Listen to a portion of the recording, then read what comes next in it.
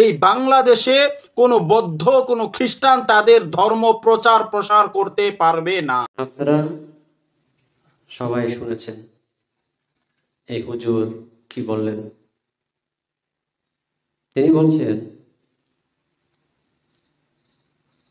বৌদ্ধ, হিন্দু ও খ্রিস্টান তোমরা এই দেশে ধর্ম প্রচার করতে পারবে না। আমি এই হুজুরের বক্তব্যের পরিপ্রেক্ষিতে এই হুজুরকে বলতে চাইছি বা আপনাদের সবাইকে বলতে চাইছি, এটা তো বাংলাদেশ। এদেশে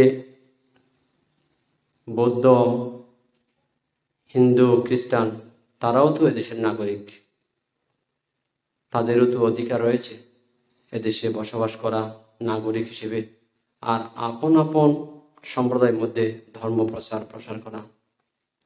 তারা তো মুসলিম সমাজে গিয়ে নিজেদের ধর্ম প্রচার করছে না। তো সেখানে এই হুজুরের বক্তব্য যা উস্কানিমূলক, যেগুলো দেশের শান্তি শৃঙ্খলা নষ্ট করবে। আর একটা কথা বলতে চাইছি হুজুরকে এবং আপনাদের সবাইকে উদ্দেশ্য করে, এটা তো সাম্প্রদায়িক সম্প্রীতির বাংলাদেশ। এই বাংলাদেশটা কি হুজুরের পৈতৃক সম্পত্তি যে তিনি নিষেধ করবেন এটা আমার পৈতৃক সম্পত্তি, এখানে এগুলো করা যাবে না? এটা তো সকল জাতির দেশ বাংলাদেশ। সবাই স্বাধীনভাবে বসবাসের অধিকার থাকে, নিজেদের ধর্ম নিজেদের সম্প্রদায়ের মধ্যে প্রচার প্রসারের অধিকার থাকে। তো এই হুজুরের বক্তব্য যারা গ্রহণ করবে নিঃসন্দেহে দেশের মধ্যে অশান্তি হবে, সম্প্রদায়ের মধ্যে দাঙ্গা লেগে যাবে। দেখুন এই হুজুর আবার কি বলছেন, শুনুন আপনারা হুজুর কি বলছেন। বৌদ্ধরা, খ্রিস্টানরা, তোমরা তোমাদের ধর্মের অসংখ্য নবীদেরকে নির্মমভাবে হত্যা করেছো, ইতিহাস সাক্ষী, হত্যা করেছো। তোমরা এমন একটা বেয়াদব জাতি। তিনি বলছেন বৌদ্ধ, হিন্দু ও খ্রিস্টান তোমরা বেয়াদব জাতি, তোমরা অসংখ্য নবীকে হত্যা করেছ। দেখুন কোন সম্প্রদায়ের মধ্যে কোনো মানুষ, কিছু মানুষ হয়তো ভদ্র না হতে পারে, এটা মুসলিম সম্প্রদায়ের মধ্যে আছে, হিন্দু সম্প্রদায়ের মধ্যে আছে, খ্রিস্টান সম্প্রদায়ের মধ্যে আছে, বৌদ্ধ সম্প্রদায়ের মধ্যে আছে। কিন্তু কিছু সংখ্যক মানুষের কারণে পুরো জাতিকে বেয়াদব বলা যায় না। অ্যাকচুয়ালি বৌদ্ধ, হিন্দু, খ্রিস্টান পুরো জাতি তুলে, পুরো সম্প্রদায় তুলে এই হুজুর যেভাবে বেয়াদব শব্দ ব্যবহার করেছে, আপনারা চিন্তা করুন অ্যাকচুয়ালি বৌদ্ধ, হিন্দু, খ্রিস্টান তারা বেয়াদব নাকি এই হুজুর তদনুরূপ আচরণ করছে? আপনারা একটু চিন্তা ভাবনা করুন। আর হুজুর যেটা বলছেন যে তোমরা অসংখ্য নবীকে হত্যা করেছ, আমি সকল জাতির প্রতি, সকল সম্প্রদায়ের প্রতি সম্মানের সাথে এটা বলবো, আমি কাউকে অসম্মান করতে পারি না। পৃথিবীতে যত ধর্মের প্রচার প্রসার হয়েছে, কম আর বেশি সকল ধর্ম রক্তপাতের মধ্যে এবং যুদ্ধের মাধ্যমে প্রচার প্রসার হয়েছে। একমাত্র বিনা রক্তপাতে, বিনা যুদ্ধে বৌদ্ধ ধর্ম প্রচার প্রসার হয়েছে সারা পৃথিবীতে। এটা আপনারা মানুন বা না মানুন, সেখানে তিনি যে মিথ্যা আরোপ করেছে যে তোমরা অসংখ্য নবীকে হত্যা করেছ, সেটা তো সম্পূর্ণ অসত্য। প্রশাসনের শরণাপন্ন হই যখন আমরা ওসিডিসির কাছে যাই, তখন ওসিডিসিরা তারা কি বলে জানেন? মূর্খের মতো বলে কি যে হুজুর আপনাদের ধর্ম আপনারা প্রচার প্রসার করেন, আপনাদের দাওয়াত আপনারা চালিয়ে যান, তাদের ধর্মর প্রচার প্রসার তারা চালিয়ে যাক, এতে বাধা বিপত্তি সৃষ্টি করার কি দরকার? আপনারা আপনাদের ধর্মের প্রচার করেন, তারা তাদের ধর্মের প্রচার করুক। এবার দেখুন তিনি যেটা বাংলাদেশে উত্তরবঙ্গের প্রসঙ্গে তিনি যেটা বলেছেন, সেখানে ওসি এবং ডিসি ওনাদেরকে নাকি যখন বলতে যায় এদেশে হিন্দু, বৌদ্ধ ও খ্রিস্টানরা ধর্ম প্রচার করতে পারবে না, আপনারা এগুলো বন্ধ করুন। এ কথার পরিপ্রেক্ষিতে ওখানকার ওসি ডিসি নাকি বলেছেন আপনারা আপনাদের ধর্ম প্রসার করুন, আর বৌদ্ধ, হিন্দু এবং খ্রিস্টানরা তারা তাদের ধর্ম প্রচার করুক। এই কথার পরিপ্রেক্ষিতে হুজুর ক্রোধান্বিত হয়ে বললেন তারা নাকি মূর্খের মতো কথা বলছেন।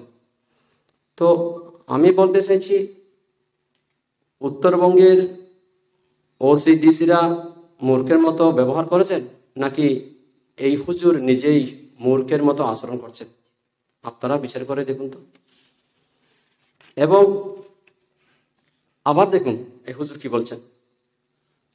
বাংলাদেশ সরকারের কাছে জোর দাবি জানাচ্ছি, আমি যেহেতু বাংলাদেশের নাগরিক, বাংলাদেশের সরকারের কাছে জোর দাবি জানাচ্ছি, এই বাংলাদেশে কোনো বৌদ্ধ, কোনো খ্রিস্টান তাদের ধর্ম প্রসার করতে পারবে না। তিনি বাংলাদেশ সরকারের প্রতি আহ্বান বা অনুরোধ করছেন যাতে এদেশে বৌদ্ধ, হিন্দু ও খ্রিস্টানরা যেন ধর্ম প্রসার করতে না পারে। তো দেখুন, এই হুজুর হয়তো বাংলাদেশ সংবিধান সম্পর্কে অবগত নয়। সরকার সংবিধান মেনে চলে, এটা সম্প্রীতির বাংলাদেশ, অসাম্প্রদায়িক বাংলাদেশ। হুজুরের ইচ্ছাতে সরকার চলে না, সরকারের ইচ্ছাতে চলে, সংবিধান মেনে চলে। তথাপি আমি বাংলাদেশ সংবিধানের একটা ধারা সম্পর্কে বলছি। যেমন ধরুন, বাংলাদেশ সংবিধানে ৩য় ভাগ বা ৩য় অধ্যায়ে মৌলিক অধিকার ধর্মীয় স্বাধীনতা, সেখানে ৪১ নম্বর অনুচ্ছেদে ১ নম্বর কতে রয়েছে প্রত্যেক নাগরিকের যে কোনো ধর্ম অবলম্বন, পালন বা প্রচারের অধিকার রয়েছে। ১ নম্বরে খতে রয়েছে প্রত্যেক ধর্মীয় সম্প্রদায় ও উপসম্প্রদায়ের নিজস্ব ধর্মীয় প্রতিষ্ঠানের স্থাপন, রক্ষণ ও ব্যবস্থাপনার অধিকার রয়েছে। তাহলে যেখানে সংবিধান সেই অধিকার দিয়েছে দেশের নাগরিকদেরকে, সেখানে হুজুর যেভাবে জ্ঞানী এবং বিজ্ঞ নিন্দিত উস্কানিমূলক শব্দ প্রয়োগ করছে বক্তব্যের মধ্যে, সেটা বড় দুঃখজনক। তারপর দেখুন, এই হুজুর বলছেন যে কি বলছেন, আবার আপনারা দেখুন, আপনারা শুনুন। যত ধর্ম বলেন, যত মন্ত্রতন্ত্র বলেন, সমস্ত ধর্ম মিথ্যা, ভুল এবং সকলে ভুল পথে আছে। এই হুজুরের বক্তব্য মতে বৌদ্ধ ধর্ম, হিন্দু ধর্ম ও খ্রিস্টান ধর্ম এবং অন্যান্য যত ধর্ম আছে সমস্ত ধর্মই মিথ্যা, একমাত্র ইসলাম ধর্মই সত্য ধর্ম। তো আমি হুজুরকে উপলক্ষ করে বলতে চাইছি, আপনি অন্যান্য ধর্মকে এত অবজ্ঞা করে আপনি কি মনে করছেন ইসলাম ধর্মের সম্মান বেড়ে গেছে? এতে তো সম্মান বেড়ে যাচ্ছে না, বরং আপনি ইসলাম ধর্মের সম্মান নষ্ট করছেন, ক্ষুণ্ণ করছেন। আপনি নিশ্চয়ই হয়তো অবগত আছেন বাল্য শিক্ষার একটা প্রবাদ, একটা কথা, আপনাকে বড় বলে বড় সেই নয়, লোকে যারে বড় বলে বড় সেই হয়। আপনি এখন নিজেকে বড় বলে শেষাচ্ছেন, সেটা কতটা জ্ঞানীজন গ্রহণযোগ্য?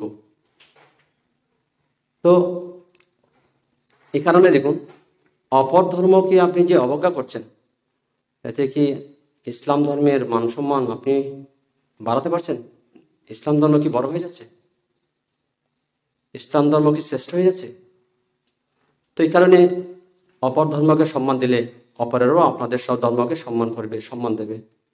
আমি সবাইকে অনুরোধ করব যে এই হুজুরের উস্কানিমূলক এই বক্তব্য যাতে কেউ গ্রহণ না করে। সবাইকে বলবো, সব ধর্মের প্রতি আপনারা সম্মান প্রদর্শন করুন। আমি ব্যক্তিগতভাবে সকল ধর্ম, সকল ধর্ম সম্প্রদায় সকল ধর্মগুরুদের প্রতি আমি সম্মান প্রদর্শন করছি।